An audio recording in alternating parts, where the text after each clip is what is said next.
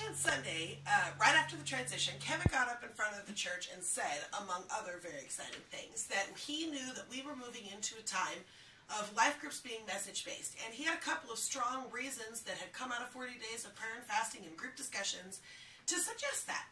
That was all well and good enough for us to begin planning for the fall. What we did not know was that God was going to take a wholly unrelated topic and weave it right into this plan to have message-based life groups and make it gel. I'll save you 75 hours of discussion, insight, and journaling and just give you the short answer. But we have made a couple of discoveries. One, New Life is actually due a major culture change. It's only going to be exciting. Sometimes when we go and do a culture change, it's like, we need to get more serious. And the truth is, we've always taken our faith seriously, but this particular culture change is just going to be a blast. We've recognized that even though we are warm and welcoming church and that we are friendly and all those things, we actually, when you probe deeper into our ministry work teams and when you probe into our life groups, the vast majority of us are craving and lacking a sense of community. That sometimes we find friends amongst the church members and we end up developing those friendships, but the vast majority of us, especially in life groups and ministry teams, go into these things thinking, I want a certain thing, and also I want to feel a certain way. So we go into life groups saying, I want to learn about a topic, or I want to learn, I want to grow, but we also recognize something is missing when we don't, in addition to that growing or that whatever, feel a sense of camaraderie with the people that are there. It was shocking for our staff, and we've spent a couple of months diving into this, shocking for our staff to discover that even though New Life is warm and we are affectionate with each other and love to be together, that we are missing a richer sense of community on the deeper level, and it's time for us to take a look at that. The second thing that we discovered was that, well, this isn't shocking, but where leaders go, so goes the church. When we sat down and looked at where does that come from, we looked at history, we've made these changes or these alterations, or we've looked at personnel. It comes down to leadership. We've discovered there's a couple of things that the leaders, me, I'm just going to say me, believe, especially when it comes to our life groups ministry, that has created this warm, friendly feeling. But then when you get underneath it, there is this feeling that we, especially when it comes to life groups, we come to life groups to learn. And we do. We come to life groups to learn. That's why we sign up. But the truth is, if it is true, and the staff has discussed it at length, and we believe it's true, that out of the 5 purposes of the church, one of them is community, then that would suggest that whenever we invested in community, just for community's sake, that we could expect the Holy Spirit to show up, and we could expect lives to be changed, and we could expect that to be a worthwhile investment.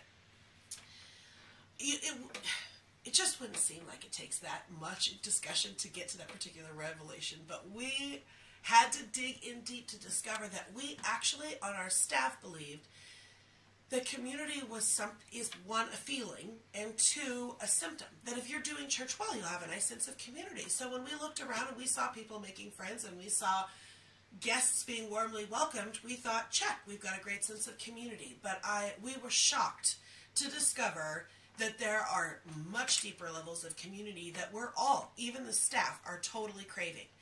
So time for a culture change, which is super fun. When you go to press into a culture change whose main goal is to build friendships, how is that going to feel like any sense of work or any difficulty? I know vast majority of us hear something about change and, brace yourself. No, not at all. How fun is this?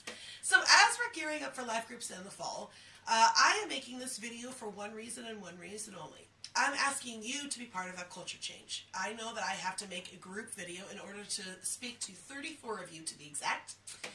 34 of you at the same time. But that does not mean that this is a generic group video. I am thinking of your faces. I have been praying over your names for a while now. I have been asking God to give me insight, and you are included on this video for one of 2 reasons.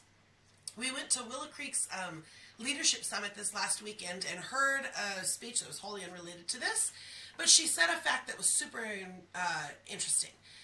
that in any organization, Christian or not, there are 20% of people who are your change warriors. They are people that catch a vision, that immediately jump on board, and then just by their sheer excitement about seeing where that goes, they naturally are infectious to other people. And then there's always 20% of people, an additional 20%, who will not change. They are just not interested in it. Things have always been done a certain way. They hate change for whatever reason. There's always 20% that doesn't want to change. In between those two 20% is a 60% that is just waiting to see how it goes, waiting to see if they hear from somebody they respect say, I can't wait for this thing to come, or I'm so looking forward to experimenting when it comes to community. So you are on this video for one of two reasons. One, you are either one of those people that I think is a 20% change warrior. You are fearless, you are brave, you are bought in a new life up to your eyebrows.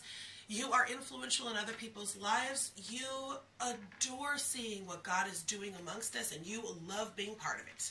Or two, you are one of those people that's beaten the odds, that when we looked around and we looked for ministry teams or we looked for life groups that have that sense of community that we want to see church-wide, you were one of those faces that was like, well, I don't know how they do it, but those people managed to build community, even in a 12-week life group. Or those people managed to build community on every ministry team I've ever seen them involved in. Or those people managed to build community everywhere they go. They just breathe, ooze community.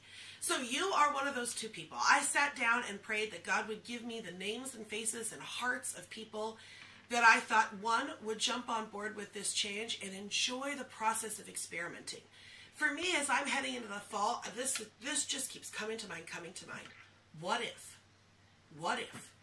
Thus far in life groups, we have pressed into the question, what if we all sat down and we very seriously studied different topics? What if?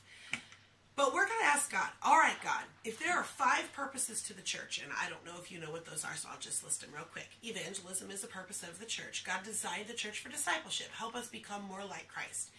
He designed the church, the church exists to worship. The church exists to serve, and then the church exists for community. And you could go all the way through. There's like 30 or 31 different verses in the Bible that talk about the one another verses. They're, do this unto one another. Think this about one another. When you're with one another. All throughout the Bible is this concept that we were made for community. And we have always talked about that in the sense of, oh good, we'll come together for life groups and we'll come together for church. That's community, right? We'll come together to serve. But what we're beginning to realize is that when we come together with another purpose, like primarily at play, well, we have tasks to get done, or when I come to life group, it's time to learn, that we lose this community. What we would like to do this fall is press into the question, what if? What if we took our gas pedal, our foot off the gas pedal of, we gotta learn, and we put it on the gas pedal of, let's be together, let's rub shoulders with other Christians, let's see what God does when we actually invest in Christian friendships. Not to say that this fall's life groups are going to be, all be about finding your new BFF, but what we're going to do is going to be radical and yet easy in every way, shape, or form. If you've led a life group before, I want you to write off, make it a clean slate. We're going to try something totally radical and different this fall, and I think you're going to love it. And we're going to ask ourselves, what if? What if we invested purely in the sense of community? What if we invested in the purpose of the church that is community? And then let's see. Let's ask God, will you still change our lives? Will you still help us learn? Will we still grow? Will we feel more like a church than ever before? Will we be more encouraged in our faith than ever before? What if? And the way we're going to do that, God gave us that beautiful tool back in our 40 days of prayer and fasting leading up to Vision Sunday with our message-based life groups. I'm super excited about that. But as a staff, we've discussed and prayed, and we're going to swing the pendulum. So if this is life groups, especially when it comes to life groups, and there are life groups that are all about taking a topic and tackling it and studying it. And then there are life groups over here, and they're not even about Christianity. They're just about getting together and building friendships. If this was the perfect center where we were both invested in community and we wanted to learn, if this was perfect center, but we discovered that the vast majority of our life groups are over on this end and don't have a sense of community, we want to swing the pendulum just a little too far this way, and then we're going to bathe that sucker in prayer and ask God, what if? The way we're going to do that is we're going to have groups that are based primarily around your friendship circle. I'm going to ask you to pray about leading a life group this fall, and I'm going to ask you to pray about who you want to have in it. Who do you want to sit down every week and just say, hey, how's it going? How you doing? How's your marriage? What'd you think of that sermon? Just who do you want to chill with once a week? And build those life groups around those foundational principles. And heck yes, because we're New Life, and because New Lifers just do this, invite some people you don't know. We'll have life groups that are open. It's not to say let's grab your friendship circle, because the truth is your friendship circle already has a certain amount of sense of community. But I know that there are people around New Life that you have bumped into at a previous life group or in a ministry team, and you thought, I'd like to get to know them better. I wish our paths crossed more frequently. If we have enough life groups that are out there with, a certain set of people that know each other, and then a certain space for new people to come in, and those people were all experimenting with this question, what if? Oh, we're just going to have a blast. One of the other ways we're going to do it is we're not going to have intense 4-page options of discussion questions. We're literally going to provide each week 3 to 4 sermon-based discussion questions. And the rest of the time is yours to sit and saturate. And I'll provide some feedback and some coaching down the road. But when I picture life groups, I picture studying my material ahead of time. And I usually study it a couple of times before I get in there. And then I consider my questions. We're going to have 3 or 4 questions. And you're going to get together. And there's going to be food or drinks or whatever. And you're going to hang out for 20 minutes talking about your week, how to go. Then you're going to sit down and in no formal way, you're just going to start chatting about the sermon. And then you're going to pray for each other in the end. When I think about what this looks like, I just think a breath of fresh air. I can't wait to be in one of these, to just let go and see how friendships, honest to goodness friendships, can shape us. We have a couple of other ideas that we're going to implement. For instance, we are going to do a church-wide service project that your life group can get involved in, or you can do your own. But we've seen service projects and the tasks that are necessary to get that done sometimes kill community. So we're going to take that off the plate. If your group has a service project they want to do, they are welcome to do that. But we're going to provide a church-wide option. So you get the opportunity to just participate as a group, serving together, but doing it in the context of not having to plan all that. We've got all kinds of things up our sleeves. But the gist of the matter is we're going to ask ourselves, what if community in and of itself, it's already in the context of Christianity, but what if community in and of itself is a worthwhile investment? Could God use community, God-honoring friendships, just rubbing shoulders with each other to change us, to transform us, and still to grow us? We are no less committed to becoming more like Christ. We're just more committed to friendships, to find out if God could use that venue to make us more like Christ. I'm asking you, and I wish at this point I could insert all 34 of your names, but I'm asking you to pray about it. Would you join my team for the fall and let me pick your brain? Let me find out what you tried, what worked, what didn't work, why you picked who you picked. Would you just let me pick your brain this fall? Would you consider opening up the doors of your home? I don't know, or your friend's home. We'll work together on that.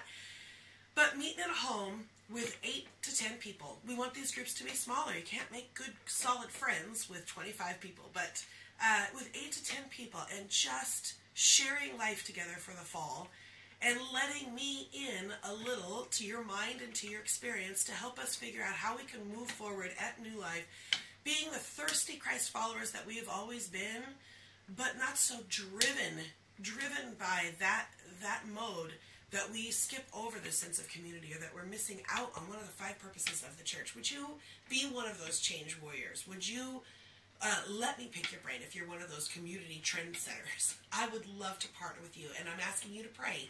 And thus concludes my pitch. I got so many other things up my sleeve I want to tell you about, but step 1 is pray. If God says in any way, shape, or form, maybe to you, or yes, I will fill you in on the rest. There is some incredible stuff that in the midst of 40 days of prayer and fasting months ago, a whole bunch of discussions, some new ideas about community, and then a few key resources that he gave us for the future of life groups. I know you well enough to know if you're one of those change warriors, or you're one of those community trendsetters, you have asked yourself, why do we have to have 12-week life groups? I really miss being able to build longer-term relationships. I have some incredible news for you that God has brought together our heart for making inroads for new people and not having to have life groups have people breaking up with them to get out, to still have those on-roads of like a 12-week system, and it giving us the opportunity to build long-term friendships. And it starts this fall. It starts this fall as we experiment together and try to figure out what it takes to build community, and what if God wants to use community to transform us in a way he hasn't been able to do versus through our study methods. Anyway, That being said, would you please pray? Give me a call. All right. Thank you for your time.